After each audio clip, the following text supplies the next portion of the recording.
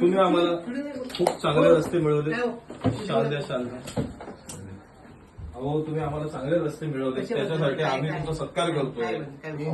Engineers day आज, engineers day आज, engineers day म्हणून तुमचा आज सत्कार करतो आम्ही. आम्हाला नको का? अहो एवढे चांगले रस्ते तुम्ही आम्हाला मिळवून दिले त्याबद्दल तुमचे आभार.